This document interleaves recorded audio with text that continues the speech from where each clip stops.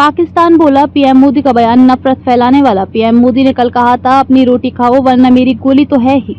पाकिस्तान ने भारत के प्रधानमंत्री नरेंद्र मोदी के हालिया बयान पर ऐतराज जताया है। पाक विदेश मंत्रालय ने बयान जारी कर कहा कि पीएम मोदी ने जिस तरह से हिंसा की बात की, वह एक न्यूक्लियर ताकत रखने वाले देश के नेता को शोभा नहीं देता।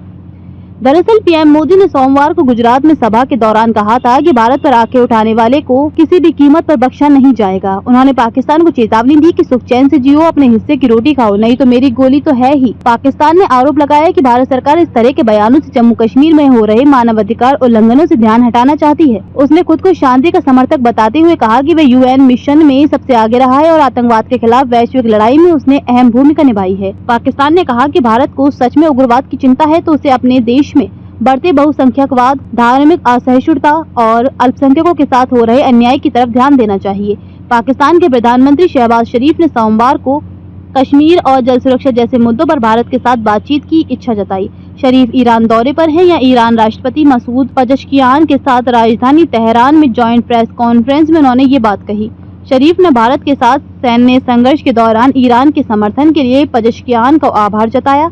उन्होंने जोर देकर कहा कि दोनों देशों के बीच सांस्कृतिक और ऐतिहासिक रिश्ते हैं।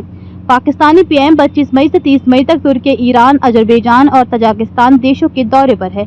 यहां पर भारत के साथ हुए तनाव को लेकर पाकिस्तान के पक्ष रखेंगे। शरीफ 29 से 30 मई को तजाकिस्तान की राजधानी दुशांबे में ग्लेशियर्स पर अंतर्राष्ट्रीय सम्मेलन में भी भाग लेंगे।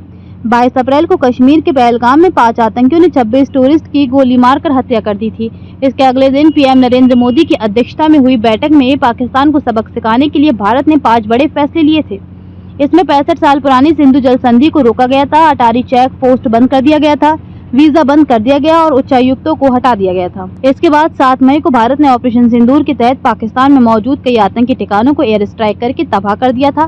दोनों देशों में 4 दिन तक संघर्ष चला था, जिसके बाद अमेरिकी राष्ट्रपति ट्रंप ने 10 मई को सोशल मीडिया पोस्ट के जरिए सीज फायर की जानकारी दी थी।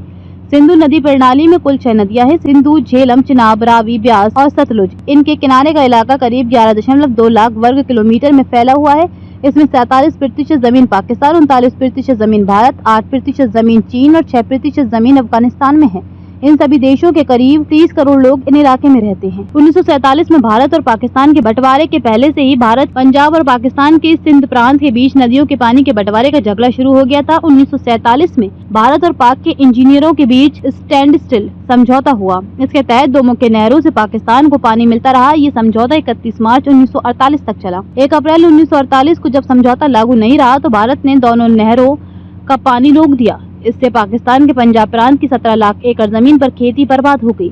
दोबारा हुए समझौते में भारत पानी देने को राजी हो गया। इसके बाद 1951 से लेकर 1960 तक वर्ल्ड बैंक की मध्यस्थता में भारत पाकिस्तान में पानी के बंटवारे को लेकर बातचीत चली और आखिरकार 19 सितंबर 1960 को कराची में भारत के पीएम नेहरू और पाकिस्तान के राष्ट्रपति अयूब खान के बीच दस्तखत हुए।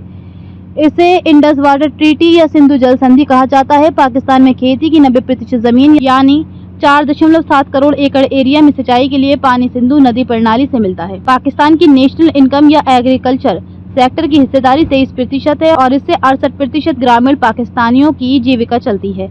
ऐसे में पाकिस्तान में आम लोगों के साथ साथ वहाँ की बेहाल अर्थव्यवस्था और बदतर हो सकती है।